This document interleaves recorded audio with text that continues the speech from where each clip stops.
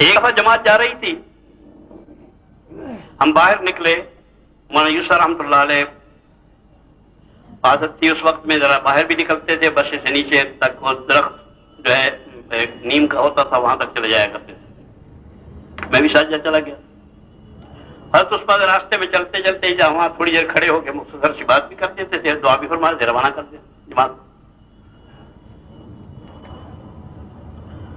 تو اس وقت میں کسی پوچھنے والے نے پوچھا کہ حضرت جماعت کے ساتھ کیسے رہنا چاہیے؟ حضرت نے فرمایا کہ ایسے رہنا چاہیے جیسے اصحاب کہف کا کتا جماعت اپنے اصحاب کہف کے ساتھ رہ رہا، کہ یہ اصحاب کہف ہیں، میں ان کا کتا ہوں، ان کے ساتھ رہ رہا ہوں، ان کے ساتھ انشاءاللہ میرا کام بھی چل جائے گا۔ بے حیثیت بن کے رہنا، من تواضع للہ رفعہ اللہ، اللہ کا وعدہ ہے، جو اپنے آپ کو بڑا سمجھتا ہے اللہ اسے کبھی بڑائیاں عطا نہیں فرماتے ہیں، بلکہ جس کے اندر کبر ہوتا ہے اللہ کہتے ہیں کہ اس نے میری چادر کو ہاتھ ڈالا ہے، میری کبریائی کو ہاتھ ڈالا ہے۔ اس بنا پر یہ بڑا خطرناک سا کام بھی ہے، اپنے آپ کو سنبھالنا ہے۔ ایسا نہ ہو کہ نیکی برباد گناہ باقی، ہاں نیکی برباد گناہ باقی کا سوال باقی رہتا ہے۔ اس بنا پر کسی کے متعلق کوئی حقارت، اس کو بے حیثیت نہیں جاننا، اپنے آپ کو بے حیثیت جاننا۔ میرے ایک بے تکلف ساتھی ہیں، تو میں نے کوئی بے تکلفی کی ان سے بات کی، مرحوم انتقال ہو گیا ہے، عالم تھے، ساتھی تھے، پڑھنے کے زمانے کی دوستی تھی۔ میں نے ان سے بے تکلفی بات کی تو کہنے لگے کہ دیکھو تم نے اکرام مسلم نہیں کیا ہے۔ تو میں نے کہا کہ اکرام مسلم کا کیا مطلب ہے؟ میں نے کہا میرے اکرام نہیں کیا، تو نے یہ بات کی۔ تو میں نے کہا اکرام مسلم کمانا اکرام کروانا تو نہیں ہے، اکرام کرنا ہے۔ اکرام کروانا کہاں سے سیکھ لیا آپ نے کہ اکرام مسلم کو مانا اکرام کروانا ہے، اپنا اکرام کروانا ہے۔ اکرام میں مسلم کو مانا یہ ہے کہ ہر آدمی کا اکرام کرو، اور کوئی چیز تمہارے پاس نہیں ہے، صرف انسانیت کا احترام کی ضرورت ہے اس کے اکرام مسلم کے ساتھ۔ اکرام انسانیت بھی ہے، اکرام مسلم بڑی چیز ہے، احترام انسانیت بڑی چیز ہے۔ انسانیت کا بھی ایک احترام ہے، یہ انسان ہے، اس کا احترام کرو۔ مسلمان ہے، اس بنا پر اس کا احترام، کلمہ پڑھتا ہے، عظیم دولت ہے اس کے اندر، اس بنا پر اس کا احترام کرو۔ گندگی میں لکڑی مت مارو کہ اس میں یہ گندگی ہے، اس میں یہ گندگی ہے، اس میں یہ گندگی ہے۔ گندگی میں لکڑی مت مارو، انسانیت کی بنیاد پر احترام کرو کہ یہ انسان ہے۔ تم نے نہیں دیکھا اوپر ہمارے ذمہ اپنے عقل سے کام کرنے نہیں ہے، عقل سے چلنا نہیں ہے، عقل سے چلنا اسلام نہیں ہے۔ حضرت علی رضی اللہ تعالیٰ عنہ کا ارشاد ہے کہ اگر عقل سے اسلام ہوتا تو موضوع کا مسئلہ جو ہے وہ نیچے کی طرف سے ہوتا، اوپر سے نہ ہوتا مسئلہ۔ اسلام عقل سے نہیں ہے، نقل سے ہے، جیسے حضور نے کیا ہے۔ اکرمہ بن نبی جال، لمبا قصہ ہے، ان کی بیوی پکڑ دکڑ کے لے گئی وہاں مدینہ طیبہ، نہیں جانے کو تیار تھا، اور صاحب کہتا تھا کہ میرے جرائم میرے باپ کے جرائم، اس لیے کہ باپ کے جرائم بیٹے کے ذمہ ہوتے۔ قرآن دستور چلا آ رہا تھا مشرکین کا، جیسے اب بھی نادانوں کے درمیان میں عام معروف ہے کہ اگر باپ نے قتل کیا ہے تو اس کا بدلہ بیٹے سے حاصل، بیٹے سے لینا ہے، اس کو قتل کرنا ہے۔ اتنے قتل کیے ہوئے ہیں تو ان کے خاندان کے اتنے آدمی قتل کرنے ہیں۔ یہی صورت اس زمانے میں معروف تھی کہ باپ کے جرائم بھی بیٹے کے حساب میں ہے۔ تب اکرمہ کہنے لگے کہ مجھے کیوں مرواتی ہے، میں تو جاؤں گا تو مجھے ذاتی قتل کر دیا جائے گا، ہمارے جرائم اتنے، میرے ابا کے اور میرے خود اپنے ذاتی مسلمانوں کے خلاف۔ مگر وہ منت سماج کر آگے دھکیل کے لے گئی۔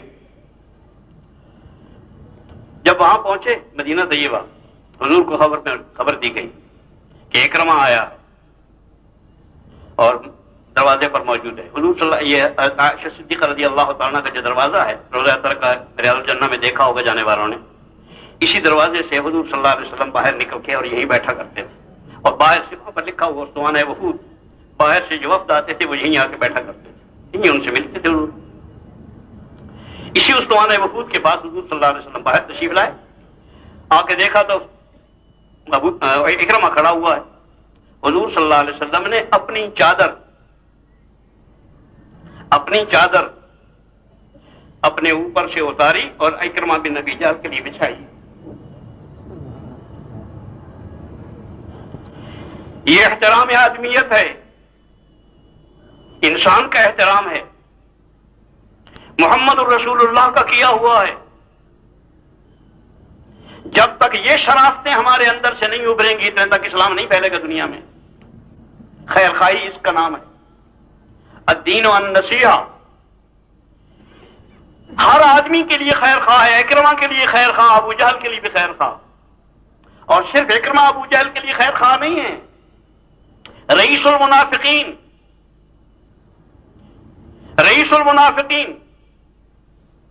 کیا کیا حضور نے؟ حضور کے ساتھ اس نے کیا کیا؟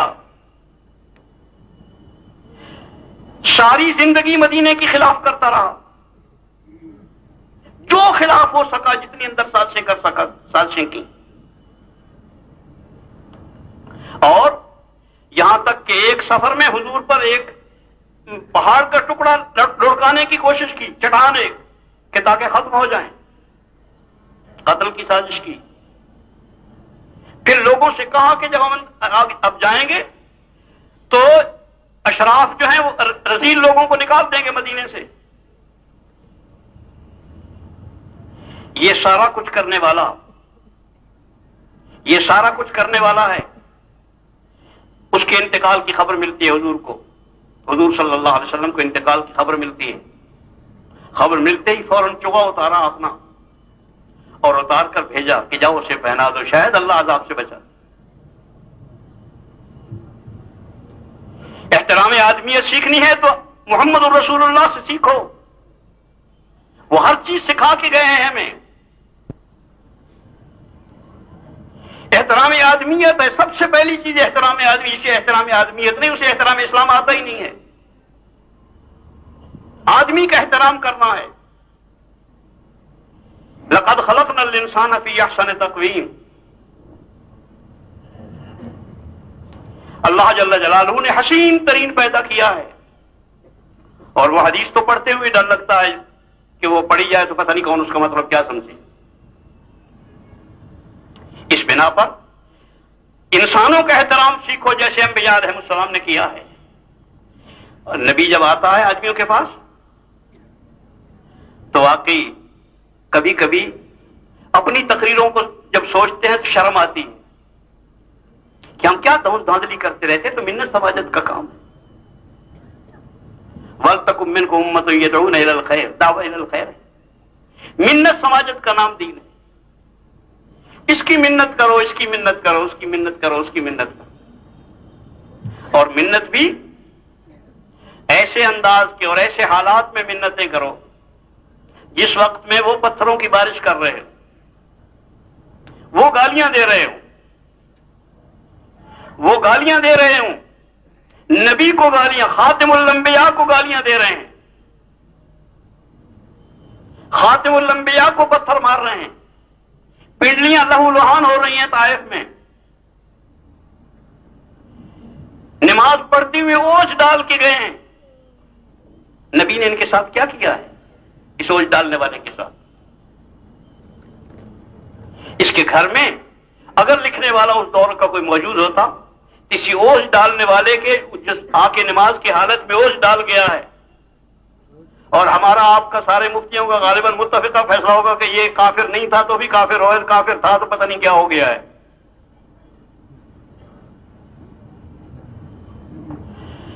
دس دفعہ کا واجب القتل ہے, جو 50 دفعہ کا واجب القتل ہے. اسی پوچھ ڈالنے والے اور اسی گالیاں دینے والے اور اسے گلے میں چادر ڈالنے والوں کے دروازوں پر حضور صلی اللہ علیہ وسلم ایک مرتبہ نہیں، اگر کوئی لکھنے والا ہوتا، اس زمانے میں لکھنے کا دور نہیں تھا تاریخ کو، اگر لکھنے والے ہوتے تو حضور ابو جہل کے دروازے پر 20 دفعہ نظر آتے، 50 دفعہ نظر آتے، انہی کے دروازوں پر پھر جا کے کھڑے ہوتے۔ ان کی دعوتیں ہو رہی ہیں۔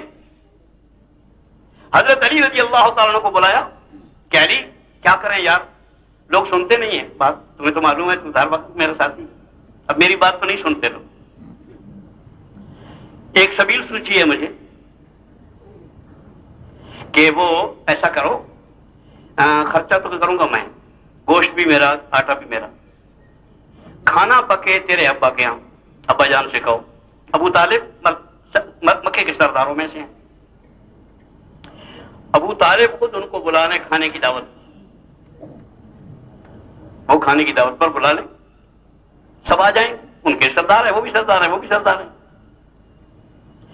ایک آدمی کھانے والا مجھے بھی بلا لیں، جیسے اپنی دعوت، جن کو دعوت میں لوگ اپنے ساتھیوں کو بلا لیا کرتے، کوئی ایک آدھ ساتھی بلا لیا جاتا ہے، مجھے بھی بلا لیں، اور وہاں پر کوشش کر لیں گے کہ شاید بات کرنے کا موقع مل جائے۔ دعوت ہو گئی، حضور تشریف لے آئے، حضور کی تشریف آوری دیکھ کر ابو جہل بھانپ گیا کہ اب یہ اپنی آتے ہی بیٹھ کے بات شروع کریں گے۔ حضور بیٹھ گئے، حضور کے بیٹھنے سے پہلے اس نے اپنی بات شروع کر دی، ابو جہل نے اپنی بات شروع کر دی اور بات اتنی لمبی کی کہ کھانا ختم ہو گیا اور اس کی بات ختم ہوئی، درمیان میں حضور نے اس کی بات نہیں کاٹی آداب مجلس کے خلاف۔ یہ بھی احترام آدمیت ہے، یہ بھی احترام آدمیت ہے۔ یہ وہ قرآن نہیں پڑھ رہا تھا، پتہ نہیں کیا باتیں کی ہوں گی اس وقت، لیکن اس کی بات نہیں کاٹی ہے۔ مجلس ختم ہو گئی، جب مجلس ختم ہو گئی سارے اٹھ کے چلے گئے تو حضور نے فرمایا کہ ایک دن اور دعوت کر کے دیکھ لو، تھوڑا خرچہ ہی ہوگا، شاید بات کرنے کا موقع ملے۔ اسے کہتے ہیں خیر خواہی، الدین والنصیحہ، دین خیر خواہی کا نام ہے۔ جس کو خیر خواہی ہوتی ہے اسے چین نہیں آتا ہے۔ بچہ گالیاں دیتا رہے، لاتے مارتا ہے، تھپڑ مارتا ہے، ماں سب کچھ سہتی ہے پھر بھی دوا پلاتی،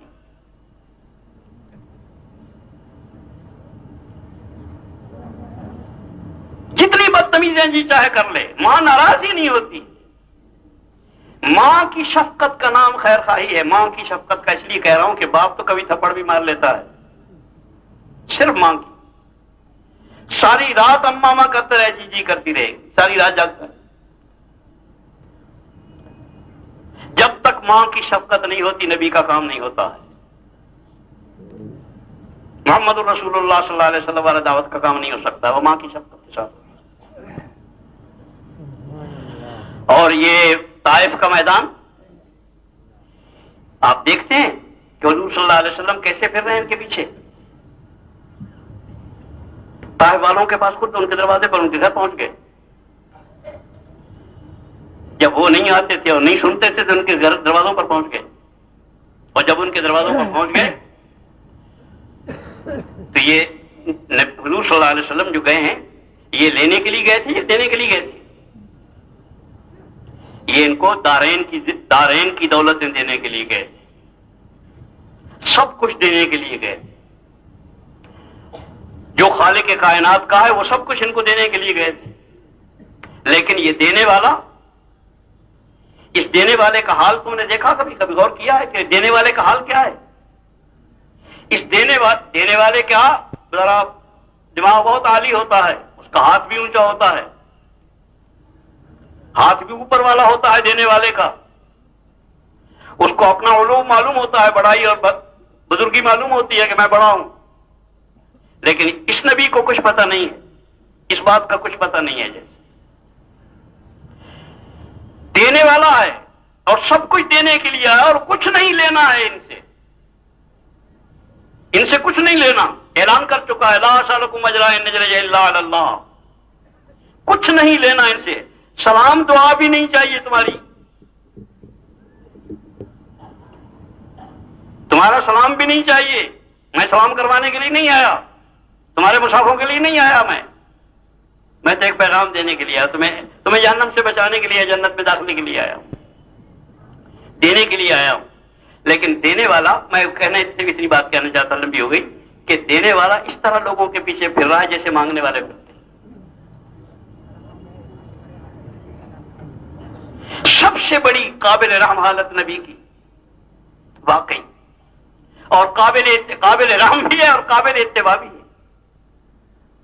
لوگوں کے پیچھے اس طرح سے پھرو جیسے نبی پھرتا ہے آدمیوں کے پیچھے، دشمنوں کے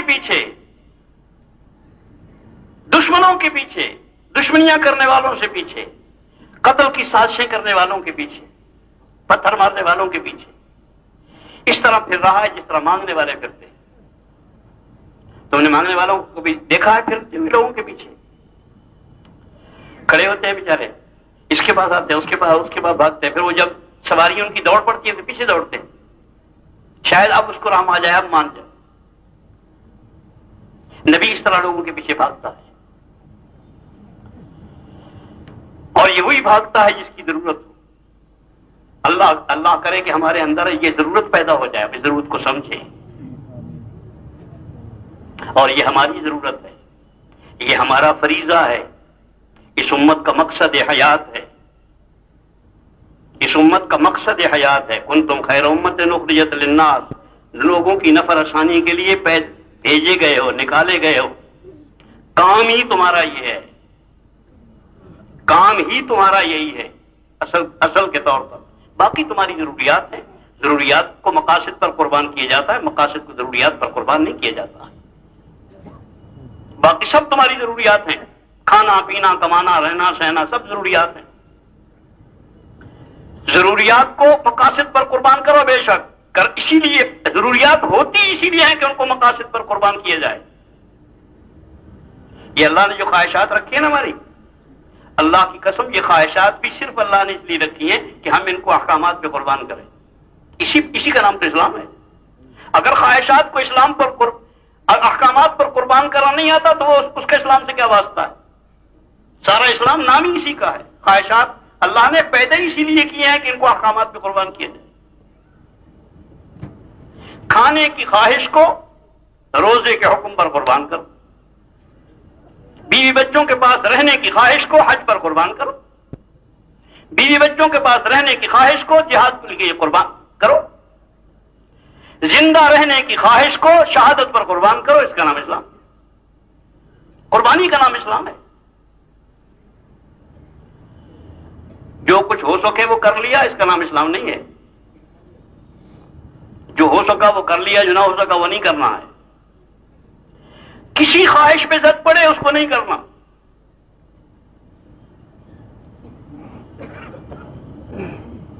تو یہ تو پھر ہو چکا اسلام.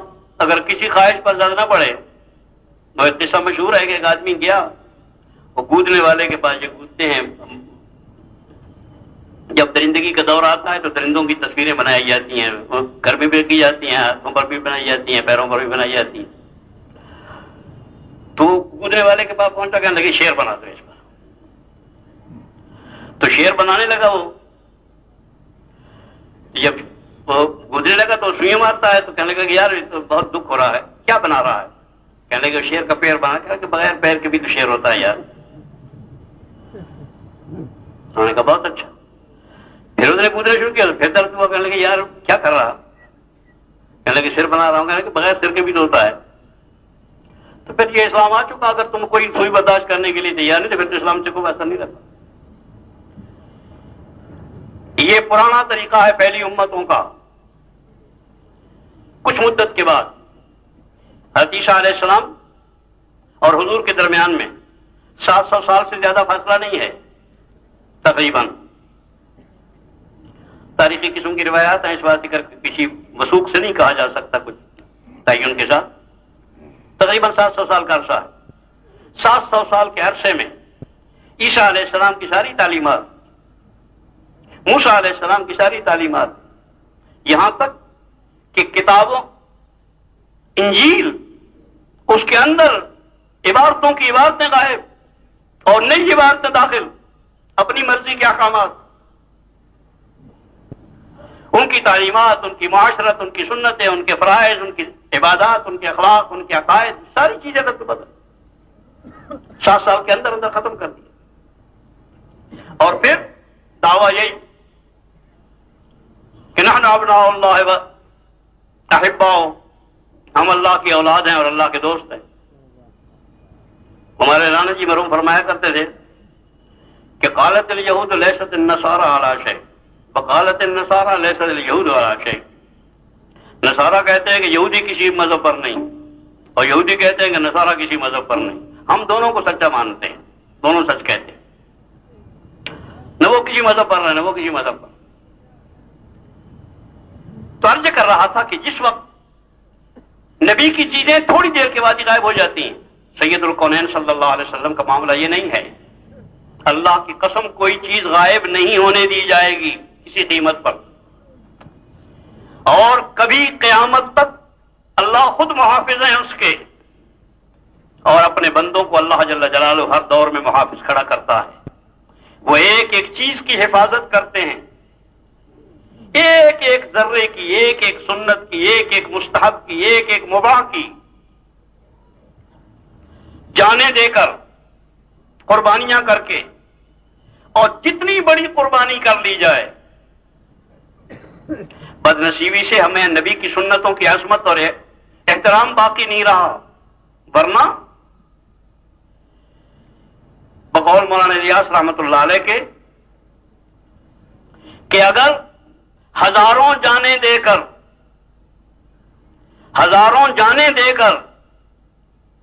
ایک سنت زندہ کر لی جائے تو سودا سستا ہے، اس لیے کہ ہم فنا ہونے کے لیے اور نبی کی سنت باقی رہنے کے لیے، وہی باقی رہنے کے لیے ہیں۔ ہم آئے ہی فنا ہونے کے لیے، ختم ہونے کے لیے آئے، ہم جینے کے لیے نہیں آئے، ہم مرنے کے لیے آئے ہیں، اللہ کی قسم مرنے کے لیے آئے ہیں۔ موضوع بدل گیا زندگی کا۔ کس نے کہا آپ کو زندہ رہنے کے لیے آئے ہیں؟ ہم تو مرنے کے لیے آئے ہیں۔ واجی رحمت اللہ علیہ کے پاس ہم نے ایک دن کچھ فوجی اکٹھے کر لیے وہاں راولپنڈی میں، کافی مدت کی بات ہے۔ تو فوجی افسر بیٹھے ہوئے تھے، حضرت تشریف لائے، اثر کی نماز پڑھائی، نماز پڑھانے کے بعد متوجہ ہو کے بیٹھے، وہ اس لیے اکٹھے کر لیے کرتے کہ تھوڑی سی دوسری بات ہو جائے گی، اس کے بعد چائے ہو جائے گی۔ حضرت فرمانے لگے، قریش صاحب مرحوم بیٹھے ہوئے تو قریش صاحب مرحوم سے خطاب کر کے لگے، قریش صاحب مجھے یہ فوجی بہت اچھے لگتے ہیں، یہ فوجی جو ہے یہ مجھے بڑے اچھے لگتے ہیں۔ 2 دفعہ کہہ کے فرمانے لگے کہ مجھے فوجی اس لیے اچھے لگتے ہیں کہ مجھے یہی تھوڑے سے نظر آتے ہیں جو مرنے کو تیار ہیں، باقی تو کوئی مرنے کو تیار نہیں۔ یہ جہاں پھر رہے ہوتے معلوم ہوتا ہے مرنے کو پھر رہے ہیں، ایسی جگہوں پر بھی جاتے ہیں جہاں مرنے کی صورتیں ہوتی ہیں، سرحدوں پر، کہیں پہاڑوں پر، کبھی کہیں کبھی کہیں کبھی کہیں خطرناک جگہوں پر، تو یہ معلوم ہوتا ہے کہ یہ مرنے کے لیے پھر رہے ہیں، اس لیے مجھے بہت اچھے معلوم ہوتا۔ آدمی وہی ہے جو مرنے کے لیے پھر رہا، بس ان پر تھوڑی سی محنت کر لو، فوجیوں پر، تاکہ یہ پیسے کے لیے نہ مریں، نام کے لیے نہ مریں، عہدے کے لیے نہ مریں، بلکہ اللہ کے لیے مرنا سیکھیں، بس سارا کام مکمل ہو جائے۔ اسی کا نام اسلام ہے۔ قل ان صلاتی ونسکی ومحیای ومماتی للہ رب العالمین۔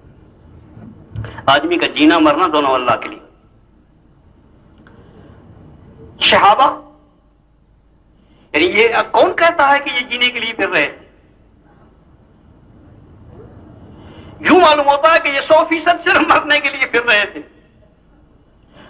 وہ حضور نے پیغام دیا،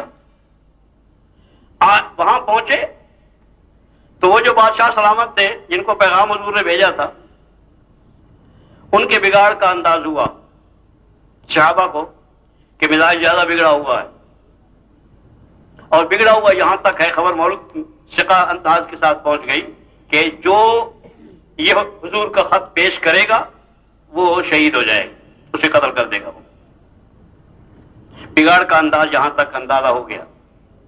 جب یہ بگاڑ کا اندازہ ہوا کہ جو خط پیش کرے گا وہ شہید ہو جائے گا، تو یہ جماعت جتنی بھی تھی، اس جماعت کے امیر صاحب سے جماعت کہنے لگی کہ امیر صاحب بات یہ ہے کہ صورتحال ایسی ہے کہ جو خط پیش کرے گا اس کو شہادت ملے گی، اس بنا پر میری یہ خواہش ہے کہ یہ خط مجھے دے تو میں پیش کروں۔ دوسرا کہنے لگا یہ تو میں پیش کروں گا، تیسرا کہنے لگا میں پیش کروں گا۔ یہ کہ یہ جینے کو پھر اسے مرنے کو پھر رہے تھے اور موقع آیا ہے، بہت اچھا موقع ہے۔ اس پر امیر صاحب نے کہا کہ سارے جب کہتے ہیں کہ میں پیش کروں گا تو فیصلہ کیسے ہو؟ تو فیصلہ یہ ہو کہ قرآن اندازی کر لو، جس کے قرآن میں نکل آئے گا اسی کا مقدر۔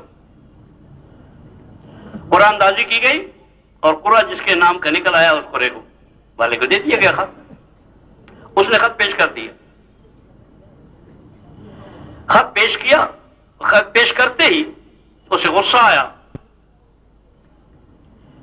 کہ یہ فلاں چھوٹے سے علاقے کا آدمی مجھے خط لکھتا ہے، اتنے بڑے آدمی کو، اس کی شان کے خلاف۔ وہی وہ شیطان والا کبر پرانا جو آدمی کی بربادیوں کا سامان ہوتا ہے۔ کلا ان الانسان لیطغی، اس نے غصے میں آ کے بھالا مارا، یہاں پر سیدھا صحابی کے دل میں لگا اور چت گرا۔ چت گرتے ہوئے اس کی زبان سے نکلا فزت ورب الکعبہ، رب کعبہ کی قسم میں کامیاب ہوں، رب کعبہ کی قسم میں کامیاب ہو گیا۔ جو مرنے کو پھر رہا تھا مرنا مل گیا، رب کعبہ کی قسم میں کامیاب ہو گیا۔ یہ سنتے ہی فزت ورب الکعبہ سن کے یہ ساری بادشاہ کی کابینہ جتنی بیٹھی ہوئی تھی وہ کہنے لگے اللہ کے بندو، ان سے پوچھنے لگا صحابہ سے جو زندہ تھے کہ یہ تو مر گیا، کامیاب کیسے ہو گیا؟ اس کو سارا کچھ گیا، بیوی بچے گھر بار املاک زمین سب گئی، یہ کیسے کامیاب ہو گیا؟ انہوں نے کہا ہمارے یہاں کامیابی اسی کو کہتے ہیں، ہمارے یہاں کامیابی اسی کو کہتے ہیں کہ نبی کا پیغام انسانیت تک پہنچاتے پہنچاتے جان دے دی جائے، اسی کا نام کامیابی۔ ہم پیدا ہی اسی لیے ہوئے، حضور کا پیغام انسانیت تک پہنچانے میں جان دے دی جائے، اسی کا نام کامیابی۔ بات لمبی ہو گئی، عرض کر رہا تھا کہ حضور صلی اللہ علیہ وسلم نے امت پر محنت کی، درمیان میں اصل میں یہ مسئلہ ایسا آ گیا تھا جو ہماری آپ کی ہر وقت کی ضرورت ہے، اور ہم اس میں اپنے اعمال بہت برباد کرتے رہتے ہیں، بہت سنبھلنے کی ضرورت ہے۔ حضور صلی اللہ علیہ وسلم نے اسی بنا پر کہا ایک موقع پر کہ من صمت نجا، جو چپ ہوا وہ نجات پا گیا، جو چپ ہوا وہ نجات پا گیا۔ اس سانپ کو خاص طور پر قابو میں رکھو، مت بولو، اتنا بولو جو ضرورت کا ہو، صحیح ہو۔ اسی میں ایک بات یہ بھی عرض کر دوں، یہیں آ گئی ہے، حضور کی طرف کسی چیز کی نسبت کرنا،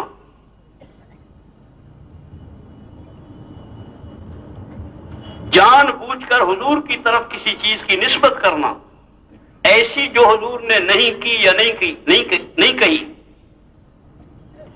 حضور کا ارشاد ہے کہ جس نے مجھ پر جھوٹ بولا اس نے اپنا جہنم میں ٹھکانہ بنا لیا، وہ سیدھا گیا۔ مجھے انتہائی افسوس ہوا کہ پچھلے دنوں ایک دو خواب سنائے گئے مجھے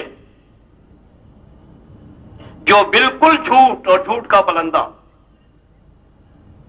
حضور کی طرف منسوب کیا گیا، حضور نے یہ فرمایا، حضور نے یہ فرمایا۔